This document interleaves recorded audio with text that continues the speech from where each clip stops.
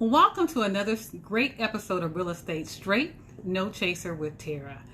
And today we are continuing our series on the only 3 reasons why people don't own. We discussed already one of them, money. Money was one reason why people don't own. So let's roll on to reason number 2. Number 2 is credit. Credit is the second reason why people don't own. And today we're going to talk about credit. What composes credit, what credit score is. We're going to talk about it all. And we're going to talk about it for as long as it takes for me to cover it. And then we'll move on to reason number 3. And reason number 3 is going to be mind-blowing. Can't wait. All right, so let's talk about credit. Okay, first thing we need to realize is that credit scores are used to determine your credit worthiness. And when I say credit scores, one thing that you may not realize that you have different credit scores. We have 3 bureaus. We have Equifax, Experian, and TransUnion. And all 3 bureaus produce slightly different scores because their underlying data used to comprise their scores vary from bureau to bureau. And they're also unique to that agency. So that's why you're not going to get the same score if you pull Equifax and TransUnion or compare Experian to Equifax. They're going to be different because they, like I said, they use different things to calculate your scores. Now, scores are also industry specific, and they're optimized for the certain type of credit product depending on who needs them. So different scoring models are used, and they're configured differently, like I said, depending on who needs them. So you're going to have a different score for your auto loan as you would for your credit card than you would for your mortgage. So that's another thing that differentiates your scores. Depends on who needs to know what your credit score looks like. Alrighty. All scoring models are trying to predict some type of risk, and how they go about it varies, once again, depending on who needs it. And they're all trying to assume what type of risk or type of level of risk you are based on who needs your credit report. Risk vary depending on the amount and the amount of time too. That's why lenders use models unique and tailored to their industry. Your mortgage lender is going to going to assess mortgage risks from all 3 other credit agencies. And they're going to use the middle score to determine your credit worthiness. So let's just say you have Experian reporting a 720. Equifax is reporting a 700, and TransUnion is reporting a 680. So your middle score with those 3 examples is going to be 700. So that's the score that your lender is going to use to determine your credit worthiness. All right, what makes up a credit score? All righty, so we're going to go over these numbers real quick. What makes up your credit score? 10% of your credit score is calculated on your new credit. 15% goes off the length of your credit. 10% is the mix of credit. So if it's revolving or installment, so your mix makes up 10%. 35% of your credit score is based on your payment history. All right, and another 30% is the amount owed. Now, I'm not sure if you watched a couple of episodes ago when I talked about why your scores are different from when you pull them as to when a lender pulls them. And here we are. This is the reason why. Because it varies on who needs to see it. If you need to see it, you're not a risk to yourself, so your score is going to be different.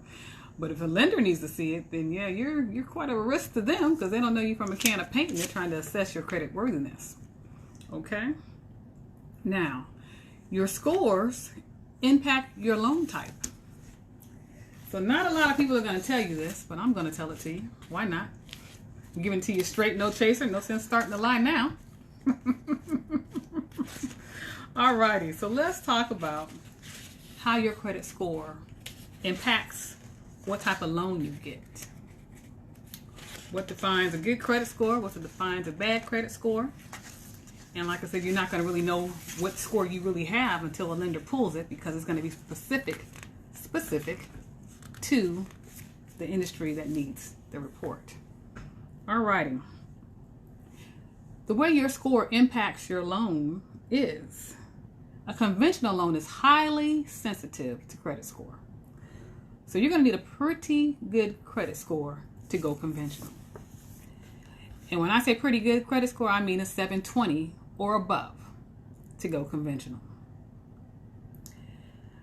Anything below a 720 can teeter you within an FHA loan bracket. About 680, 660 is FHA. The minimal credit scores are going to vary by lender. I know lenders that go to as low as 580. But when you're dealing with a score that low, then you're not allowed to have any down payment assistance. You need to come up with your own money. Alrighty. So yeah, that's it. That's real quick on credit scores. And there's another part to credit that we don't really talk about. Let's talk about how derogatory things affect your credit report and your score and your credit history. Now, credit history, your credit report depends on what it is. The typical credit report has a 7-year tenure. So they go back for the last 7 years to kind of predict what you're going to do in the future. If you file a bankruptcy, the bankruptcy is going to stay on your credit report for 10 years. So every 7 years, things come on and off your credit. So if you start doing right today and starting paying your bills today, well, the lender's looking back 7 years to determine your credit worthiness. So just because you turned over a new leaf today doesn't change what you've been doing for the last 7 years. When it comes to your credit reports and lates, any late payments within the last year are not good. You're going to need 1 year from your last credit reporting late before a lender will seriously consider you for a loan. That's another thing that not a lot of people tell you, but I'm going to tell you because I ain't got nothing to lose, giving it to you straight, no chaser. Alrighty, so you want to be mindful of protecting your credit and knowing where you are. Disputes. If you have too many disputes going on actively on your credit report, disputes also affect your scores. Collections. If they're, depending on what they are, you know, if you have any apartment complexes on there that haven't been paid and you're in collections for apartment complexes and stuff like that, installment loans, those are not too good on your credit report. Medical bills that kind of can be worked around, but collections from housing, messing around with the lender, are no-nos. Okay. Judgments and liens. Now, credit reports have been updated to not include those things because sometimes they're erroneous, but lenders do research you to verify what's going on, whether or not you have liens and judgments on you.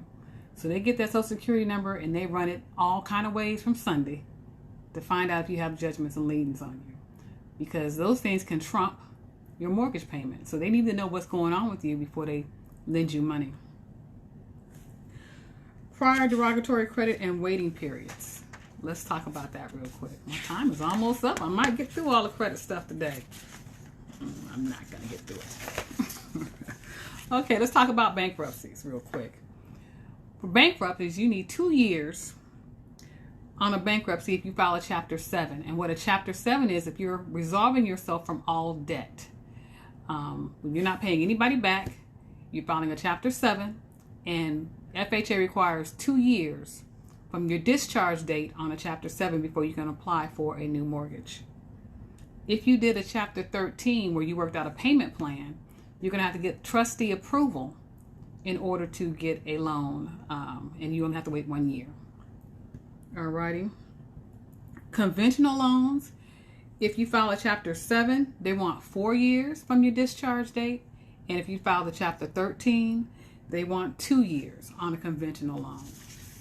Okay, for foreclosures, if you have a foreclosure or you've done a short sale, foreclosures take 3 years from the foreclosure sale date. Not the date you got on the paper they're going to notify you of the sale. It goes on the sale date. And conventional loans, if you've done a foreclosure, if you've experienced a foreclosure or a short sale, then they want 7 years on from the sale date of the foreclosure. Okay. Now next week, we got all this news on credit scores. Next week, we're going to talk about how to get your scores better, how to bring them up. I'm going to tell you a few secrets, a little tips and cheat stuff to get your scores up quickly and to help you get into a home. So stay tuned for another great episode of Real Estate Straight No Chaser with Tara. And I'll see you next week when we continue on with our series on credit. And then we roll into part 3. Oh, part 3, I can't wait to tell you. It's going to be interesting. The 3 reasons why people don't own. We're talking about them. Have a great Sunday. Bye.